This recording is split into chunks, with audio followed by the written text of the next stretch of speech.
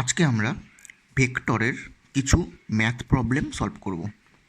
So আমাদের এখানে যে প্রথম অঙ্কটা বলেছে সেটি হলো যে একটি সামন্তরিকের দুটি কর্ণ যথাক্রমে R1 equal to 3i cap minus 2j cap plus 7k cap ও R2 vector equal to 5i cap plus 6j cap minus 3k cap দ্বারা সূচিত হলে সামন্তরিকের ক্ষেত্রফল নির্ণয় করতে বলছে।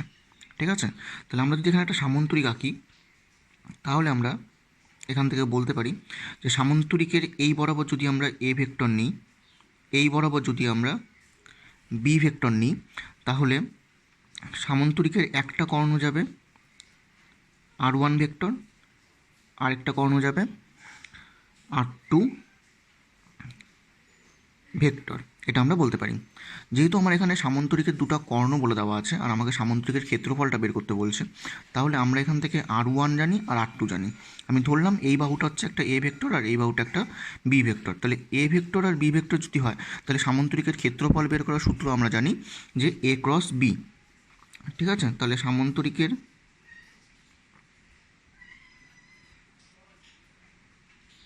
ক্ষেত্রফল বের করতে হলে আমাদের সূত্র হচ্ছে mod A cross B. Mod A cross B করলে আমরা সামন্তরিকের ক্ষেত্রফলটা এখান থেকে পেয়ে যাব। কিন্তু আমরা এখানে এ এর মান আর বি এর মান কিছু জানি না। আমরা জানি R1 ভেক্টর আর R2 ভেক্টর, এই দুটো আমরা জানি, অর্থাৎ সামন্তরিকের দুটো কর্ণ বলে দেওয়া আছে। আচ্ছা, তাহলে আমরা এই ছবির থেকে বলতে পারি যে R1 vector equal to A vector plus B vector. একইভাবে R2 ভেক্টর ইকুয়াল টু আমরা বলতে পারি A vector minus B vector, এটা আমরা বলতে পারি। এখন যদি আমরা R1 vector cross R2 vector করি তাহলে আমরা দেখব যে এ ভেক্টর প্লাস বি ভেক্টরের সঙ্গে ক্রস হচ্ছে A vector minus B vector. এখন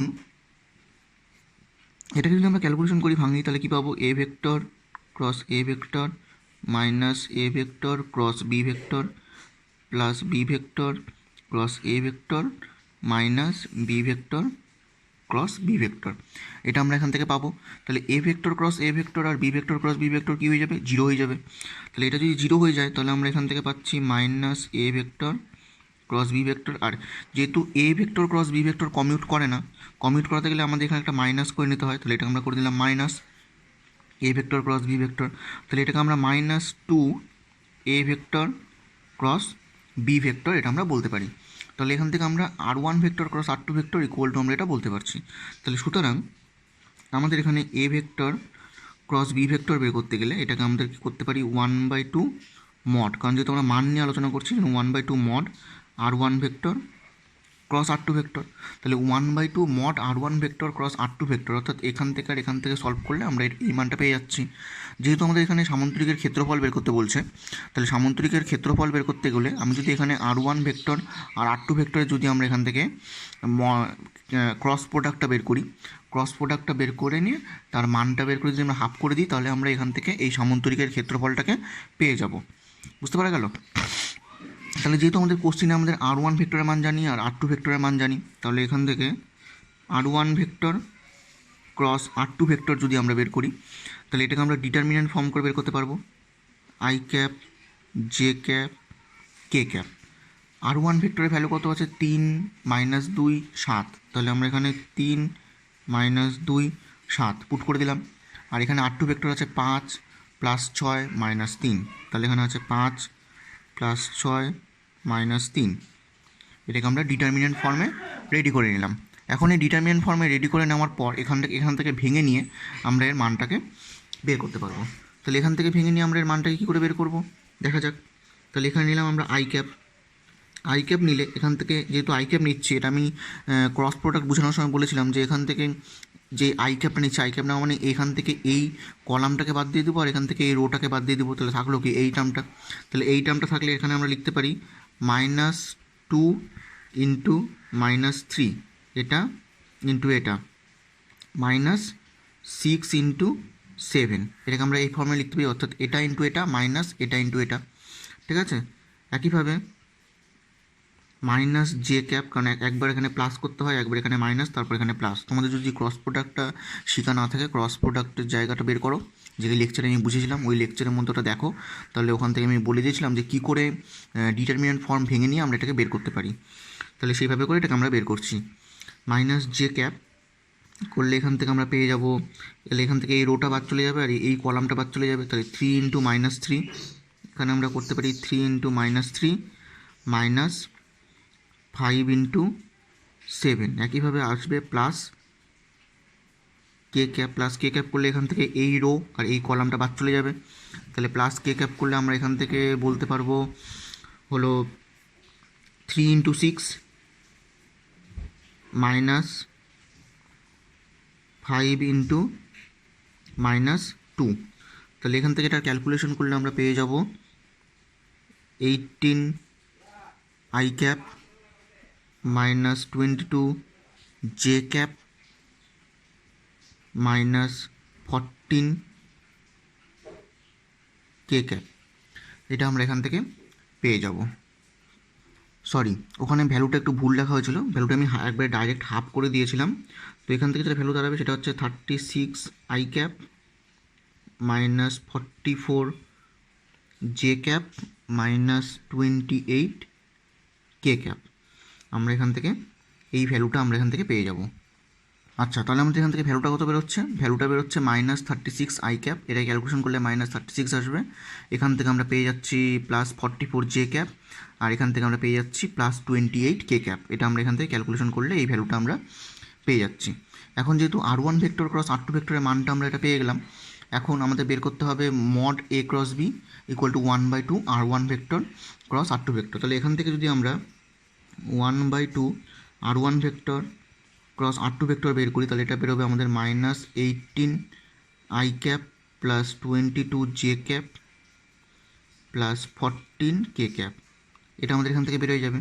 তাহলে আমাদের যদি mod A vector cross B vector যদি আমরা বের করি, তাহলে আমরা এখান থেকে বলতে পারবো সেটা হচ্ছে 1/2 mod R1 vector cross R2 vector, that means root over 18 square plus 22 square plus 14 square যদি আমরা করি, তাহলে আমরা এখান থেকে ভ্যালুটা পেয়ে যাবো। যেহেতু এখানে মাইনাস 18 ছিল ওই জন্য মাইনাস 18 বসিয়ে দিলাম।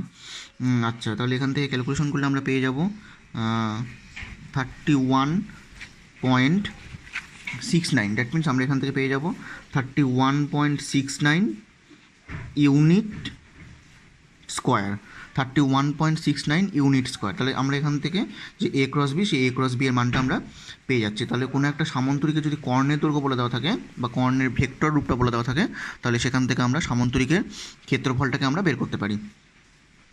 দেখে নাও টোটাল অঙ্কটা ভালো করে বুঝতে পারলে কিনা।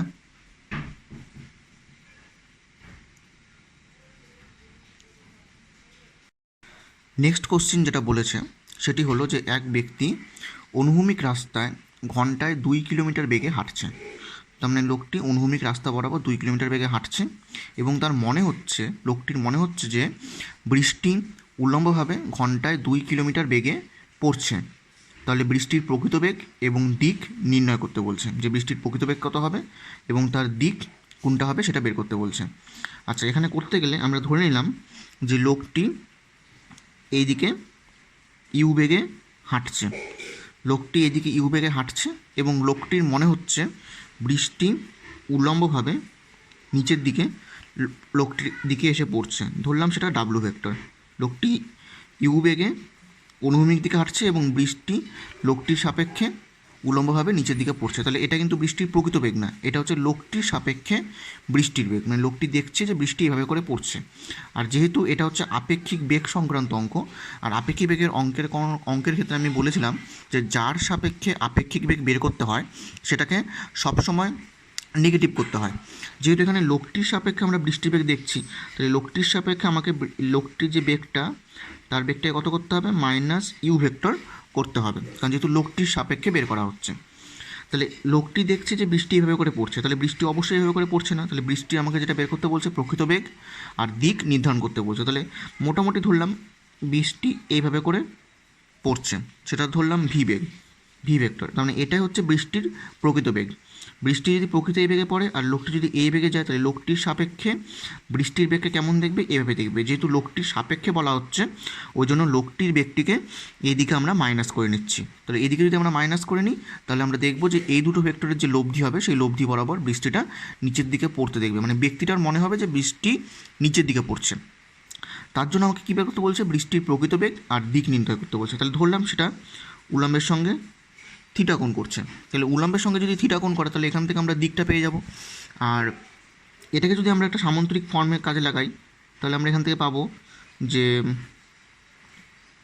এরকম একটা সামান্তরিক ফর্ম কাজে লাগা দিলাম।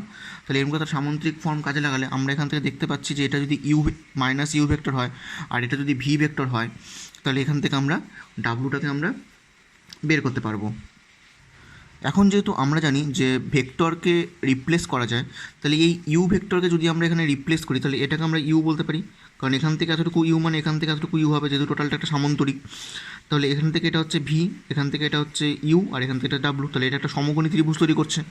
আর এটা যদি একটা সমকোণী ত্রিভুজ তৈরি করে, তাহলে আমরা এখান থেকে যে বৃষ্টির যে প্রকৃত বেগ, সেই বৃষ্টির প্রকৃত বেগটা আমরা বের করতে পারবো। তাহলে সেটা কত হবে, V equal to root over U square plus W square.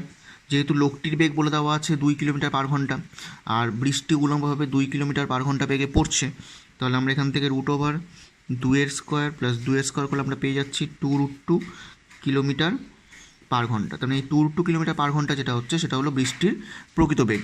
এখন যদি আমাকে দিকটা বের করতে হয়, তাহলে আমরা ধরে নিলাম যে উল্লম্বের সঙ্গে বৃষ্টি থিটা কোণ করছে।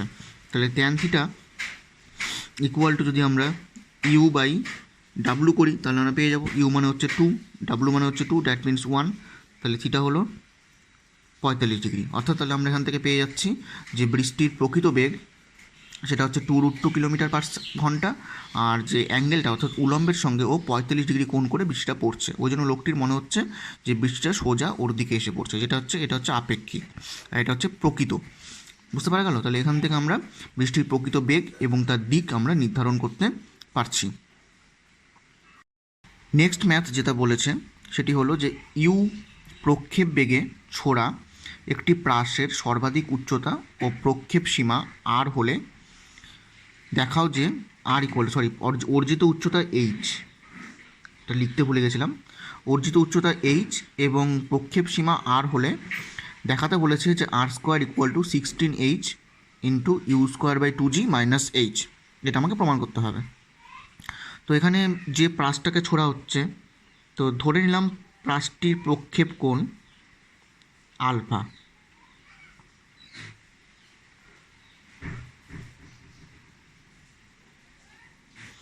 ধরে নিলাম প্রাসটির যে প্রক্ষেপ কোণ সেই কোণটা হচ্ছে আলফা। তাহলে এখানে প্রাসটির প্রক্ষেপ কোণ যদি আলফা হয়, তাহলে আমরা বলতে পারি যে অর্জিত উচ্চতা যেটা এইচ, সেই অর্জিত উচ্চতা এইচের ফর্মুলাটা আমরা জানি, U square sine square alpha by 2g, এটা আমরা জানি। তাহলে এখন এখান থেকে যদি আমরা সাইন স্কোয়ার আলফার মানটা বের করি, তাহলে সেটা কত হবে, 2gh divided by U square, এটা আমরা এখান থেকে পেয়ে যাব। এখন এখান থেকে যদি আমরা কস স্কোয়ার আলফার মানটা বের করি, কস স্কোয়ার আলফা মানে আমরা বলতে পারি 1 মাইনাস সাইন স্কোয়ার আলফা। তাহলে কেন বের করছি সেটা তোমরা পরে বুঝতে পারবে যে কস স্কোয়ার আলফা আর সাইন স্কোয়ার আলফাটা কেন বের করা হচ্ছে, সেটা কারণ আছে অবশ্যই। তাহলে এটাকে আমরা যদি সাইন স্কোয়ার আলফার মানটা বসিয়ে দিই, তাহলে সেটা কত হবে, 2gh divided by U square. তাহলে এখান থেকে আমরা যদি এটা একটু কমন নিয়ে নিই বা একটু সাজিয়ে লিখি, তাহলে আমরা বলতে পারবো যে 2g বাই ইউ স্কোয়ার যদি আমরা করি, তাহলে আমরা বলতে পারবো U square by 2g minus H. যেহেতু আমাদের এখানে U square by 2g minus H এই ফর্মটা আছে, ওই জন্য এই ফর্মটা নিয়ে আসার জন্য এটাকে এইভাবে করে সাজিয়ে নেওয়া হলো। এখন আমরা যদি এখানে এবারকার sine square alpha into cos square আলফাকে যদি আমরা বের করি, তাহলে সাইন স্কোয়ার আলফার ভ্যালু আমরা জানি এটা, আর কস স্কোয়ার আলফার ভ্যালু আমরা জানি এটা। তাহলে এখানে যদি আমরা মানটাকে বের করি, তাহলে আমরা পেয়ে যাব এখান থেকে 2gh divided by U square into 2g by U square. তাহলে এখানে বসবে U square by 2g minus H. এখান থেকে এটাকে আমরা পেয়ে যাচ্ছি, যদি উভয় দিকে যদি 2 দিয়ে গুণ করে দিই, 2 দিয়ে গুণ করলে আমরা এখান থেকে পেয়ে যাব sine square 2 alpha equal to হয়ে যাবে 8gh divided by U square into 2g by U square into U square by 2g minus H. Sorry, এখানে 2 দিয়ে গুণ করার কথা বলছিলাম, তো এটা 2 দিয়ে গুণ হবে না, 4 দিয়ে গুণ হবে, যেহেতু এখানে স্কোয়ার আছে। তাহলে এখানে আমরা সাইন 2 আলফা সূত্র আমরা জানি, এটা ম্যাথে তোমরা করবে যে sine 2 alpha equal to 2 sine alpha cos alpha, সেখান থেকে এটা আমরা বলতে পারি। ঠিক আছে, সূত্রটা আমি পাশে লিখে দিচ্ছি যে sine 2 alpha equal to 2 sine alpha cos alpha. এই সূত্রটাকে ফেলে নিয়ে এখানে এটা করা হলো। অন্য উভয় দিকে 4 দিয়ে গুণ করলাম, এখানেও 4 দিয়ে গুণ করলাম, এখানেও 4 দিয়ে গুণ করলাম, 4 দিয়ে গুণ করে আমরা এখান থেকে সাইন স্কোয়ার 2 আলফার ভ্যালুটা আমরা বের করলাম। এখন সাইন স্কোয়ার 2 আলফার ভ্যালুটা আমাদের এখান থেকে বের হয়ে গেল, এটা যদি আমরা পেয়ে যাই তাহলে এটাকে আমরা নাম্বার দিলাম 1 নম্বর। এখন যদি আমরা এখান থেকে প্রক্ষেপ সীমাটা বের করি, কারণ প্রক্ষেপ সীমা বলে দেওয়া আছে আর, তাহলে আমরা যদি এখান থেকে প্রক্ষেপ সীমা বের করি, আর ইকুয়াল টু প্রক্ষেপ সীমার সূত্র আমরা জানি U square sine 2 alpha by G. তাহলে এখান থেকে যদি আমরা সাইন স্কোয়ার 2 আলফার মানটা বের করি তাহলে সেটা কত হবে, G square R square divided by U to the power 4 পাবো। এটাকে আমরা বললাম 2 নম্বর, তাহলে এটা হচ্ছে আমাদের 1 নম্বর, আর এটা হচ্ছে আমাদের 2 নম্বর। এখানেও সাইন স্কোয়ার 2 আলফার মানটা বেরোয়েছে, আর এখানেও সাইন স্কোয়ার 2 আলফার মানটা বেরোয়েছে। তাহলে এখানে আমরা বলতে পারি ফ্রম 1 অ্যান্ড 2 দুটোকে যদি আমরা কম্পেয়ার করি, দুটোকে কম্পেয়ার করলে আমরা বলতে পারবো 8gh divided by U square into 2g U square by 2g minus H equal to G square R square divided by U to the power 4। ঠিক আছে, তো দুটাকে সমান করলে আমরা এখান থেকে যদি আমরা আর স্কোয়ারের ভ্যালুটা বের করি তাহলে দেখবো আর স্কোয়ারের ভ্যালুটা হবে 16h into U square by 2g minus H. আর আমাদের কোশ্চেনে যেটা প্রমাণ করতে বলছে সেটা হচ্ছে আর স্কোয়ার ইকুয়াল টু এটা। তাহলে আমাদের ইউ প্রক্ষেপ বেগে ছোড়া একটি প্রাসের সর্বাধিক উচ্চতা এইচ এবং প্রক্ষেপ সীমা আর হলে দেখাতে বলছে যে আর ইকুয়াল টু এটা। তাহলে এখান থেকে আমরা এইচের ভ্যালু থেকে sine square theta cos square থিটার ভ্যালুটা বের করলাম, বের করে নিয়ে তারপর এখান থেকে আমরা এই পোর্শনের পর আমরা চলে গেলাম এখানে গিয়ে আমরা এখান থেকে sine square alpha cos square আলফার ভ্যালুটা বের করলাম, সেখান থেকে গুণ করে নিয়ে সেখান থেকে সাইন স্কোয়ার 2 আলফাটা বের করলাম। কেন বের করলাম, কারণ আমরা এখানে প্রক্ষেপ সীমা যে আর আছে সেই প্রক্ষেপ সীমা আর থেকে আমরা সাইন স্কোয়ার 2 আলফার ভ্যালুটা পাবো। সাইন স্কোয়ার 2 আলফার ভ্যালুটা পেলে সেখান থেকে এই দুটো সমীকরণকে আমরা কম্পেয়ার করলে আমরা এখান থেকে আর স্কোয়ারের ভ্যালুটা বের করতে পারবো। ওই জন্যই এটাকে এভাবে করে করা হলো। টোটাল অঙ্কটা দেখে নাও ভালো করে, বুঝতে পারলে কি না। নেক্সট কোশ্চেন যেটা বলেছে যে একটি কণা X equal to 2t square, Y equal to T square minus 4t, Z equal to 3t minus 5 সমীকরণগুলি দ্বারা নির্দেশিত হয়, নির্দেশিত বক্রপথে গতিশীল। তাহলে টি ইকুয়াল টু 1 সময়ে I cap minus 3j cap plus 2k cap অভিমুখে কণাটির বেগ ও ত্বরণের উপাংশের মান নির্ণয় করতে বলছে। তাহলে এটাকে বের করতে গেলে আমরা এটাকে কী করতে পারি, তাহলে ধরে নিলাম কণাটির যে অবস্থান vector R equal to X I cap plus Y J cap plus Z K cap, এটা আমরা ধরে নিলাম। তাহলে এক্সের ভ্যালু কত বলে দেওয়া আছে 2t স্কোয়ার, তাহলে এটাকে আমরা বলতে পারি 2t square I cap plus Y মানে হচ্ছে T square minus 4t J cap plus Z মানে হচ্ছে 3t মাইনাস 5 কে ক্যাপ, এটা আমরা বলতে পারি। এখন যেহেতু আমাকে কোশ্চেনে বের করতে বলছে কণাটির বেগ ও ত্বরণের উপাংশের মান নির্ণয় করতে বলছে, তাহলে আমরা এখান থেকে বেগটা আমরা বের করতে পারি V equal to DR vector by DT. তাহলে ডিআর ভেক্টর বাই ডিটি করলে আমরা এখান থেকে পাবো D DT of 2t square I cap plus T square minus 4t J cap plus 3t minus 5 K cap, এটা আমরা এখান থেকে পেয়ে যাব। এটা আমরা এখান থেকে পেয়ে গেলে তাহলে আমরা এখান থেকে বলতে পারি যে এটাকে যখন ডেরিভেটিভ করবো তাহলে এটা এখান থেকে হবে হচ্ছে 4t I cap plus 2t minus 4 J cap plus 3 K cap, এটা আমরা ডেরিভেটিভ করে বলতে পারি। এখন যেহেতু টি ইকুয়াল টু 1 সেকেন্ড সময় বের করতে বলছে, তাহলে এখানে ভি এর মানটা অর্থাৎ ভি ভেক্টরের মানটা বা ডিআর বাই ডিটির মানটা টি ইকুয়াল টু 1 সময় যদি আমরা বের করি তাহলে এই ভ্যালুটা পেয়ে যাব আমরা 4 I cap minus 2 J cap plus 3 K cap. T এর মানটা আমরা 1 বসিয়ে দিলাম, টি এর মানটা 1 বসিয়ে দিলে আমরা এটা পেয়ে যাচ্ছি। কিন্তু আমাকে এখানে যেটা কোশ্চেনে বের করতে বলছে সেটি হলো টি ইকুয়াল টু 1 সময়ে এই অভিমুখে কণাটির বেগ ও ত্বরণের উপাংশের মান। তাহলে এই অভিমুখে বের করতে বলছেন, তাহলে এটা একটা ভেক্টর, তাহলে এই ভেক্টরটার একটা একক ভেক্টর আমাকে বের করতে হবে। তারপর আমরা সেটা সেই একক ভেক্টরের সঙ্গে যদি আমরা এই ভেক্টরকে যদি ডট প্রোডাক্ট করে দিই, তাহলে আমরা এখানে এই বেগের উপাংশটি এই ভেক্টরের দিকে আমরা পেয়ে যাব। বুঝতে পারা গেল? তাহলে এখান থেকে I cap minus 3 J cap plus 2 K ক্যাপের যে একক ভেক্টর সেটা আমরা এখানে বের করব। তাহলে এখানে কী লিখতে পারি? এখানে আমরা লিখতে পারি হচ্ছে I cap minus 3 J cap plus 2 K cap অভিমুখে একক ভেক্টর। একক ভেক্টর বের করার সূত্র আমরা জানি, যে কোনো একটা ভেক্টর যদি দেওয়া থাকে তাহলে সেই ভেক্টর ডিভাইড বাই তার মড করলে আমরা তার একক ভেক্টরটা পেয়ে যাই। দ্যাট মিনস এখানে আমরা বলতে পারি I cap minus 3 J cap plus 2 K cap divide by root over 1 square plus minus 3 square plus 2 square করলে আমরা পেয়ে যাব। তার মানে এটা হবে হচ্ছে I cap minus 3 J cap plus 2 K cap divided by root 14। আমরা এখান থেকে তাহলে I cap minus 3 J cap plus 2 K ক্যাপের অভিমুখে যে একক ভেক্টর সেটা আমরা এখান থেকে পেয়ে যাচ্ছি। বুঝতে পারা গেল?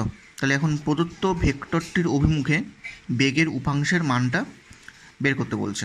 তাহলে আমরা যদি প্রদত্ত ভেক্টরের অভিমুখে মানে এই ভেক্টরের অভিমুখে বেগের উপাংশের মান যদি আমরা বের করি তাহলে সেটা কত হবে দেখা যাক সেটা আমরা কী করে বের করতে পারি। তাহলে বেগের উপাংশের মান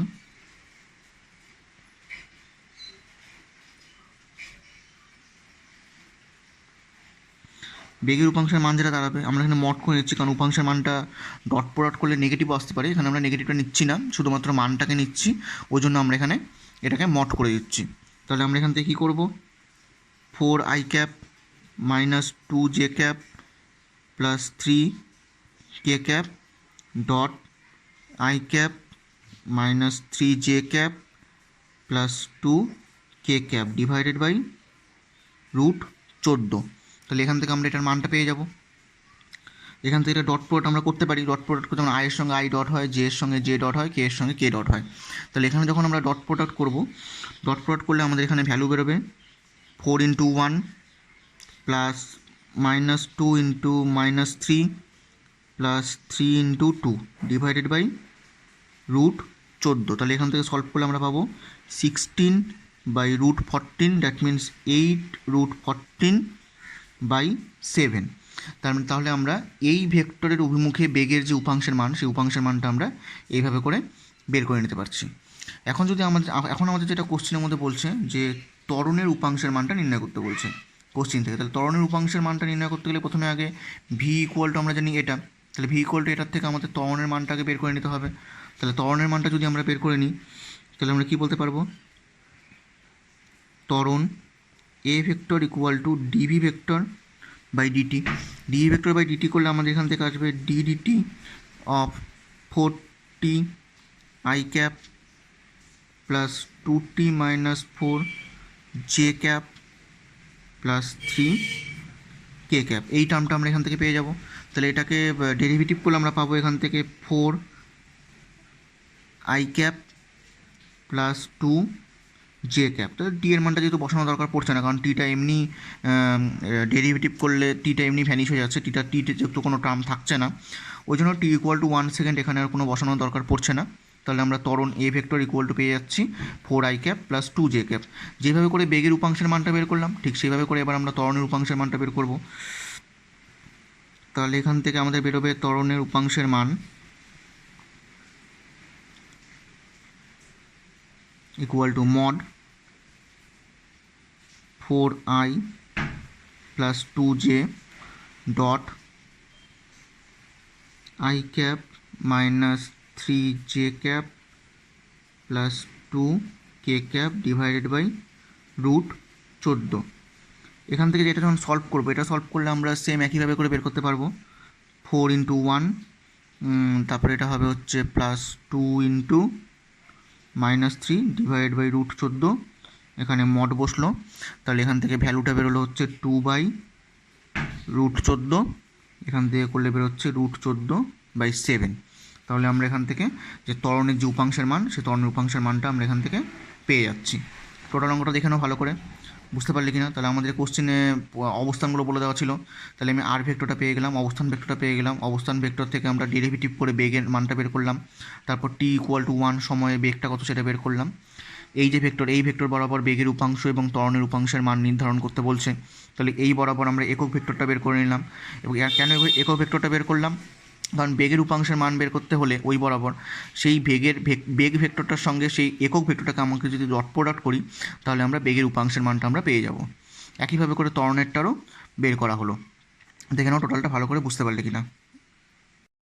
নেক্সট অঙ্কের মধ্যে বলেছে যে একই বিন্দুতে 4টি বল 2p, p, p এবং 2p যথাক্রমে উত্তর পূর্ব দিকে, উত্তর পশ্চিম দিকে ও দক্ষিণ পশ্চিম দিকে এবং দক্ষিণ পূর্ব দিকে ক্রিয়াশীল।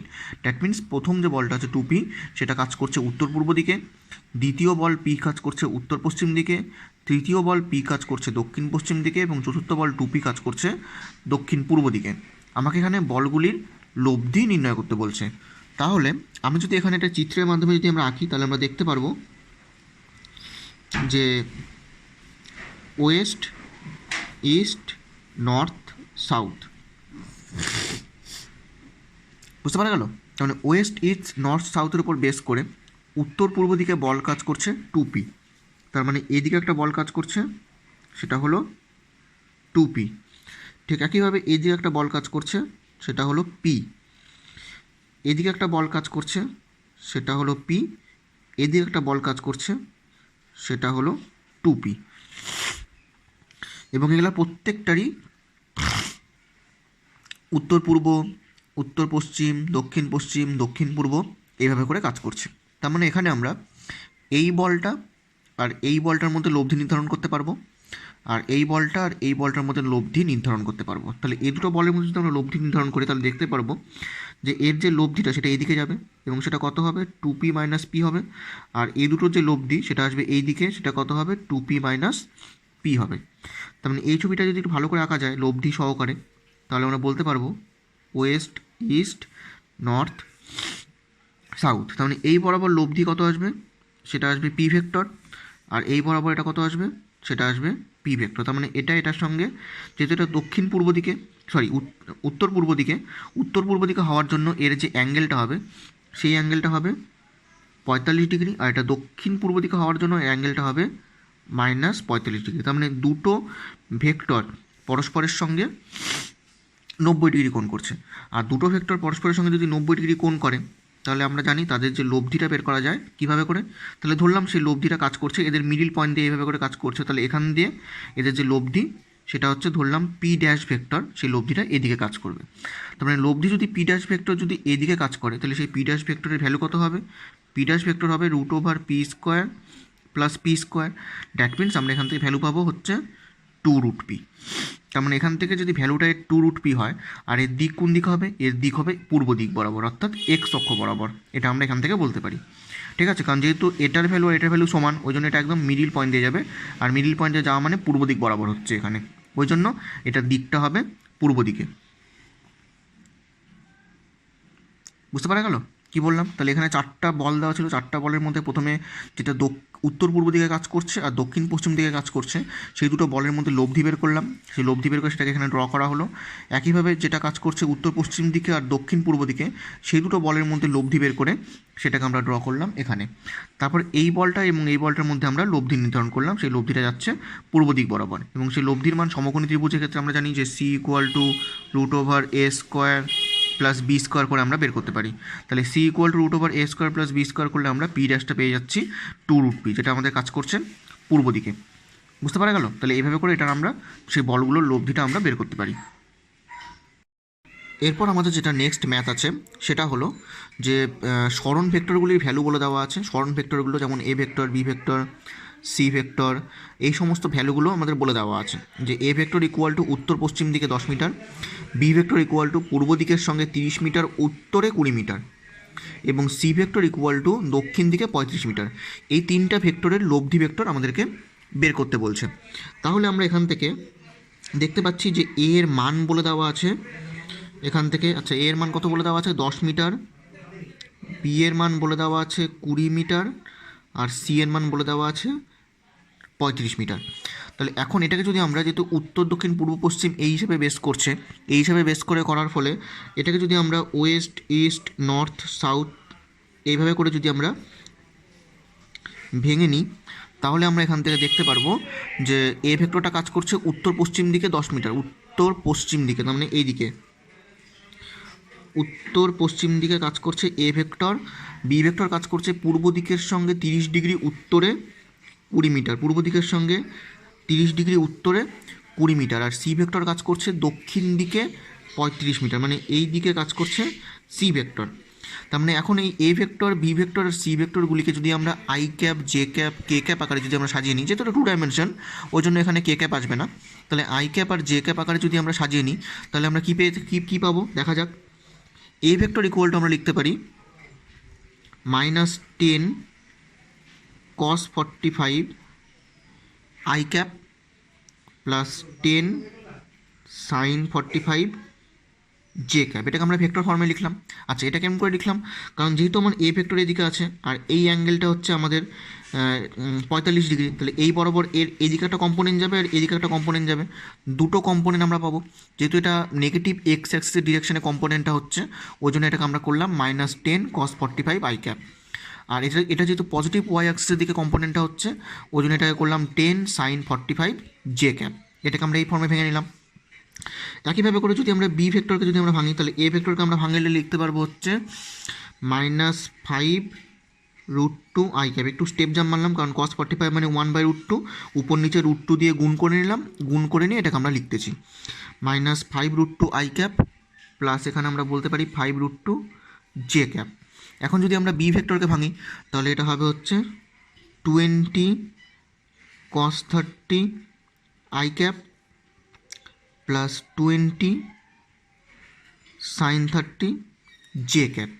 আমরা এই ফর্মটা পাবো, কারণ যেহেতু এটা বি ভেক্টর, তাহলে এটা যদি অ্যাঙ্গেল 30 ডিগ্রি, তাহলে এক্স অক্ষ বরাবর আসবে লাগা কস, ওয়াই অক্ষ বরাবর যাবে খাড়া সাইন, তাহলে এটাকে আই ক্যাপ জে ক্যাপ বরাবর আমরা এটাকে ভেঙে নিতে পারছি, কারণ এক্স অক্ষ বরাবর আই ক্যাপ আর ওয়াই অক্ষ বরাবর জে ক্যাপ।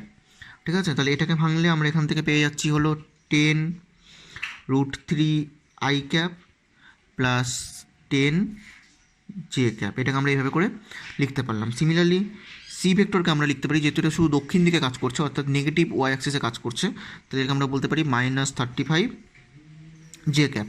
তাহলে এই বরাবর আমরা A vector, B vector, C ভেক্টরকে আমরা পেয়ে গেলাম। আমাকে এই তিনটা ভেক্টরের লব্ধি বের করতে বলছে, অর্থাৎ লব্ধির মান এবং দিক আমরা এখান থেকে বের করে নিতে পারবো। তাহলে লব্ধি বের করতে গেলে ধরলাম এদের তিনটার লব্ধি হচ্ছে আর ভেক্টর, তাহলে R vector equal to A vector plus B vector plus C vector করলে আমরা এখান থেকে পেয়ে যাব। তাহলে A vector plus B vector plus C vector যদি আমরা করি, তাহলে আমাদের এখান থেকে যে টার্মটা বেরোবে সেটা হচ্ছে -5√2 I cap plus 5√2 J cap plus 10√3 I cap plus 10 J cap -35 J cap. এটাকে ক্যালকুলেশন করলে আমরা এখান থেকে পেয়ে যাব হলো 10√3 -5√2 I cap, 10√3 -5√2 I cap -25 -5√2 J cap. এটা আমরা আর ভেক্টরের যে ভেক্টর ফর্মটা, সে লব্ধিটা পেয়ে গেলাম। তাহলে আর এর যদি মানটা বের করতে হয়, তাহলে আমরা আর এর মানটা পেয়ে যাব আর ভেক্টর মড ইকুয়াল টু, এটাকে আমরা বলতে পারি 10√3 -5√2 তার স্কোয়ার প্লাস 25 -5√2 তার স্কোয়ার, টোটালটা টু দি পাওয়ার হাফ। তাহলে এটাকে যদি আমরা ক্যালকুলেটারেও করি বা এমনি নর্মালি যদি করি, নর্মাল করলে একটু ক্যালকুলেশনটা টাফ হবে, আমরা যদি এটাকে ক্যালকুলেটারে করে বের করি, তাহলে এখান থেকে পেয়ে যাব 20.65 মিটার। আমরা এই ভ্যালুটা পেয়ে যাব, অর্থাৎ আর ভেক্টরের। এখন যদি আমরা আর ভেক্টরের ডিরেকশনটা বের করি, তাহলে ধরে নিলাম সে আর ভেক্টরটা পূর্ব দিকের সঙ্গে থিটা অ্যাঙ্গেল করছে। তার মানে আর ভেক্টরটা যদি পূর্ব দিকের সঙ্গে যদি থিটা অ্যাঙ্গেল করে, তাহলে আমরা বলতে পারি ট্যান থিটা ইকুয়াল টু হবে মাইনাস জে ক্যাপ, জে ক্যাপের টার্মটা ডিভাইড বাই আই ক্যাপের টার্মটা। তাহলে জে ক্যাপের টার্মের মধ্যে মাইনাস আছে, ওই জন্য মাইনাস বসিয়ে দিলাম। তাহলে এটা হলো 25 -5√2 ডিভাইডেড বাই 10√3 -5√2 5√2, আমরা এই টার্মটা পেয়ে যাবো। তাহলে এখান থেকে ক্যালকুলেশন করলে, ক্যালকুলেটারে করলে ট্যান ইনভার্স করে নিয়ে আমরা যে অ্যাঙ্গেলের ভ্যালুটা বের করতে পারবো সেটা হবে থিটা ইকুয়াল টু -60.2 ডিগ্রি। অর্থাৎ এতে যে লব্ধি ভেক্টরটা হবে সেটা পূর্ব দিকের সঙ্গে 60.2 ডিগ্রি কোণ করে গতিশীল, এটা আমরা বলতে পারি। তাহলে এটা হচ্ছে অঙ্কটা। তাহলে যে ভেক্টরগুলো বলে দেওয়া আছে A vector, B vector, C vector, প্রত্যেকটা ভেক্টরকে আমরা এই চিত্র অনুযায়ী আই ক্যাপ জে ক্যাপ ফর্মে ভেঙে নিলাম। ভেঙে নিয়ে তারপর সেখান থেকে আমরা আর ভেক্টরের ভ্যালুটা বের করলাম। আর ভেক্টরের ভ্যালুটা বের করে নিয়ে তারপর সেখান থেকে মান বের করলাম। আই ক্যাপ জে ক্যাপ থাকলে যেভাবে করে আমরা মান বের করি, √ আই ক্যাপের সহগের স্কোয়ার প্লাস জে ক্যাপের সহগের স্কোয়ার, সেভাবে করে নিয়ে মানটা বের করে তারপর এখান থেকে অ্যাঙ্গেলটা বের করলাম ট্যান থিটা দিয়ে। Tan theta equal to J ক্যাপের সহগ ডিভাইড বাই আই ক্যাপের সহগ, এর উপর বেস করে তাহলে আমরা এখান থেকে এই ম্যাথটাকে আমরা সলভ করতে পারলাম। বুঝতে পারা গেল? নেক্সট অঙ্কটা যেটা বলেছে সেটি হলো যে 40 কিলোমিটার পার ঘন্টা বেগে দক্ষিণ দিকে চলা একটি মোটর গাড়ি চালকের মনে হচ্ছে যেন বাতাস পূর্ব দিকে বইছে। মোটর গাড়ির বেগ কমিয়ে যখন 20 কিলোমিটার পার ঘন্টা করা হলো তখন চালকের মনে হয় যেন বাতাস উত্তর পশ্চিম দিকে বইছে। তাহলে বাতাসের প্রকৃত বেগ এবং অভিমুখ নির্ণয় করতে বলছেন। তাহলে এটাকে যদি আমরা চিত্রের মাধ্যমে করি তাহলে কীভাবে দেখতে পারবো? তো আমরা জানি যে ওয়েস্ট, ইস্ট, নর্থ, সাউথ, এটা আমরা জানি এখান থেকে। তাহলে এটাকে যখন আমরা যখন দেখব যে বাতাস, লোকটির মনে হচ্ছে বাতাস পূর্ব দিকে বইছে আর লোকটি যাচ্ছে দক্ষিণ দিকে, লোকটি দক্ষিণ দিকে যাচ্ছে, তাহলে ধরলাম লোকটি এখানে ইউ বেগে গতিশীল আর বাতাস প্রবাহিত হচ্ছে ধরে নিলাম এইভাবে করে ভি বেগে। তাহলে লোকটি দেখছে যে বাতাস, এটা যদি বাতাসটির প্রকৃত বেগ হয়, লোকটি দেখছে বাতাসটা পূর্ব দিকে প্রবাহিত হচ্ছে, ঠিক আছে, অর্থাৎ ডাব্লু। লোকটি দেখছে বাতাসটা পূর্ব দিকে প্রবাহিত হচ্ছে, অর্থাৎ এটা হচ্ছে লোকটির সাপেক্ষে বাতাসের বেগ, ঠিক আছে, কিন্তু বাতাস প্রবাহিত হচ্ছে এই দিকে, সেটা হচ্ছে ভি বেগে, আর লোকটি যাচ্ছে দক্ষিণ দিকে ইউ বেগে।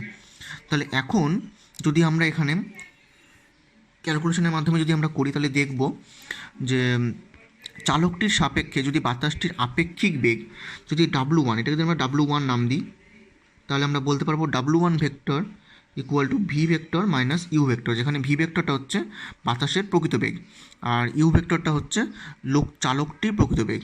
তাহলে আমাকে বাতাসটির প্রকৃত বেগ বের করতে বলছে, তাহলে ভি ভেক্টর ইকুয়াল টু আমরা বলতে পারি you vector plus W1 vector বলতে পারি। এখন যদি এখানে আমরা ভি ভেক্টরকে যদি আমরা দুটো কম্পোনেন্টে ভেঙে নিই, দুটো কম্পোনেন্টে ভাঙা মানে ধরলাম এই অ্যাঙ্গেলটা থিটা, এই অ্যাঙ্গেলটা যদি থিটা হয় প্রথম ক্ষেত্রে, যেটা আমরা ফার্স্ট কেস অ্যাপ্লাই করছি এখানে, ফার্স্ট কেসের ক্ষেত্রে এটা আমরা বলছি, তাহলে এটাকে আমরা কত বলতে পারি? এটাকে আমরা বলতে পারি ভি সাইন থিটা, এটাকে আমরা বলতে পারি ভি কস থিটা। তাহলে আমরা এখান থেকে বলতে পারবো যে এক্স অক্ষ, এক্স অ্যান্ড ওয়াই অক্ষ বরাবর যদি আমরা এটাকে উপাংশে ভাঙি তাহলে আমরা বলতে পারবো যে V sine theta equal to W1, যেটাকে আমরা নাম্বার দিলাম 1। একইভাবে V cos theta equal to U, যেটাকে আমরা বলছি 2 নম্বর। এখন যদি আমরা সেকেন্ড পার্টে যাই, সেকেন্ড পার্টে কী বলছে যে মোটর গাড়ির চালকের বেগ কমিয়ে যদি 20 কিলোমিটার পার ঘন্টা করা হয় তাহলে দেখা যাবে যে চালকটির মনে হচ্ছে যে বাতাস উত্তর পশ্চিম দিকে বইছে। অর্থাৎ পরের কেসটা যেটা আমরা দেখব সেটা হচ্ছে, যেটা আমি ধরলাম এক্স অক্ষ, এই বরাবর লোকটা যাচ্ছে, কিন্তু এই বরাবর লোকটার বেগটা কত হয়ে গেছে?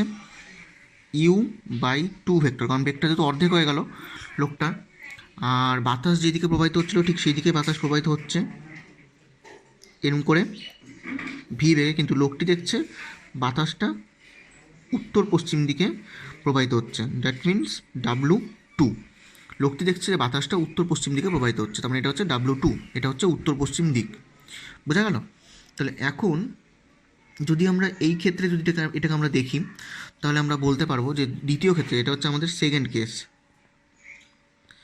এই সেকেন্ড কেসের ক্ষেত্রে যদি আমরা এখানে বলি যে লোকটির সাপেক্ষে বা চালকটির সাপেক্ষে বাতাসের আপেক্ষিক বেগ যদি আমরা W2 ভেক্টর ইকুয়াল টু আমরা বলতে পারি V vector minus 1/2 U vector, এটা যদি আমরা এখান থেকে বলি তাহলে আমাদের এখানে এটাকে আমরা লিখতে পারি এভাবে করে V vector equal to 1/2 U vector plus W2 vector, ঠিক আছে, এটাকে আমরা এইভাবে করে লিখতে পারি।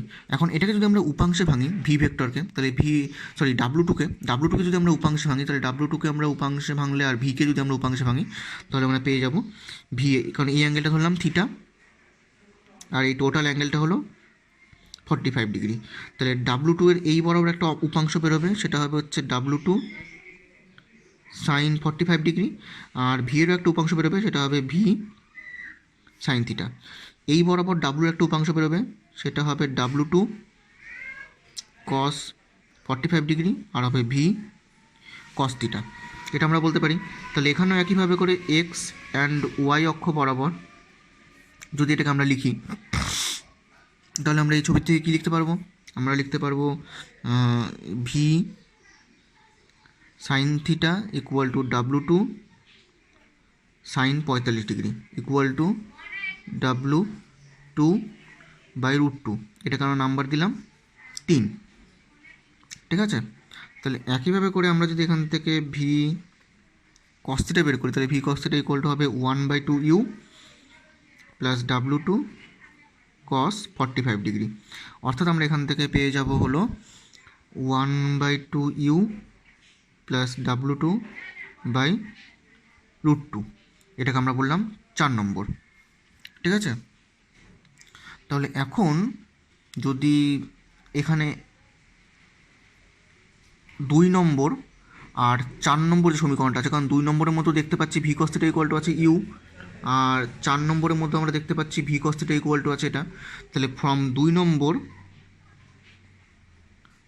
অ্যান্ড 4 নম্বর ইকুয়েশন থেকে আমরা বলতে পারি যে U equal to 1/2u plus W two. তাহলে এখান থেকে সলভ করলে আমরা ডাব্লু টুর ভ্যালুটা পেয়ে যাচ্ছি u/√2। তাহলে ডাব্লু টুর ভ্যালুটা যদি আমরা u/√2 পেয়ে যাই, এখন ডাব্লু টুর ভ্যালুটা যদি আমরা 3 নম্বরে বসিয়ে দিই, তাহলে এখান থেকে আমরা ভি সাইন থিটা পেয়ে যাব। ঠিক আছে? তাহলে আমাদের এখান থেকে আমরা পেয়ে যাব হচ্ছে ভি সাইন থিটা। তাহলে ফ্রম 3 ডাব্লু টুর ভ্যালুটা যদি আমরা বসিয়ে দিই, তাহলে আমরা বলতে পারি যে V sine theta equal to u/2। ঠিক আছে? V sine theta equal to u/2 বেরোচ্ছে। আর এখান থেকে আমাদের যে ভি কস থিটা, এটা আমরা জানি হচ্ছে ইউ, তাহলে V sine theta equal to u/2 পেলাম, V cos theta equal to U পেলাম। তাহলে এটাকে আমরা নাম্বার দিলাম 5। তাহলে আমরা এখান থেকে ফ্রম 2 and 5 থেকে যদি আমরা সলভ করি, তাহলে ফ্রম 2 and 5 থেকে সলভ করলে আমরা পেয়ে যাব 2 নম্বরে আছে এটা আর 5 নম্বরে আছে এটা। তাহলে আমাদের বেরিয়ে যাবে ভি এর মান। তাহলে ভি ইকুয়াল টু হবে √u² প্লাস u/2, তার স্কোয়ার করলে আমরা পেয়ে যাব √5/2u। যেহেতু আমরা এখানে ইউ এর মান জানি 40 কিলোমিটার, যেহেতু বলছে গাড়িটি 40 কিলোমিটার পার ঘন্টা বেগে গতিশীল, তাহলে আমরা এখান থেকে হচ্ছে পেয়ে যাচ্ছি গাড়িটি যদি 40 কিলোমিটার পার ঘন্টা বেগে যদি গতিশীল হয়, তাহলে এখানে মানটা পুট করলে আমরা এখান থেকে পেয়ে যাব √5/2 ইন্টু 40। তাহলে এখান থেকে আমাদের আসবে হলো 20√5 কিলোমিটার পার ঘন্টা। এই গতিবেগে গাড়িটি গতিশীল হবে। তার মানে 20√5 কিলোমিটার পার ঘন্টা বেগে গাড়িটি গতিশীল হবে। বুঝতে পারা গেল? তাহলে এখন যদি আমাদের অ্যাঙ্গেলটা বের করতে হয়, তাহলে সেটা আমরা কত থেকে পেয়ে যাবো? Tan theta. কারণ যেহেতু আমরা ইউ সাইন থিটা জানি আর ইউ কস থিটা জানি, দুটাকে বাই করলে আমরা ট্যান থিটা পেয়ে যাবো। তাহলে ট্যান থিটা ইকুয়ালটা আমাদের বেরোবে 1/2। দ্যাট মিনস এখান থেকে আমরা বলতে পারি যে theta equal two tan inverse 1/2, মানে এটা হবে 26.57 ডিগ্রি। আমরা এখান থেকে তাহলে আমরা এই ভ্যালুটাকে পেয়ে যাচ্ছি। বুঝতে পারা গেল? তাহলে এখান থেকে আমাদের যে বৃষ্টির যে প্রকৃত বেগ এবং তার মানটা আমরা এখান থেকে ক্যালকুলেট করে বের করতে পারি। যেটা আমাদের যে ভি কস থিটা ভ্যালু বলে দেওয়া আছে ইউ, আর ভি সাইন থিটা বের করলাম u/2। তাহলে এটা বাই এটা করলে আমরা ট্যান থিটা পেয়ে যাব। তারপর সেখান থেকে আমাদের ভ্যালুটা আমাদের বেড়ে চলে আসবে। দেখে নাও টোটাল অঙ্কটা ভালো করে বুঝতে পারলে কিনা, বা কোনো জায়গায় অসুবিধা আছে কিনা, টোটালটা ভালো করে দেখে নাও।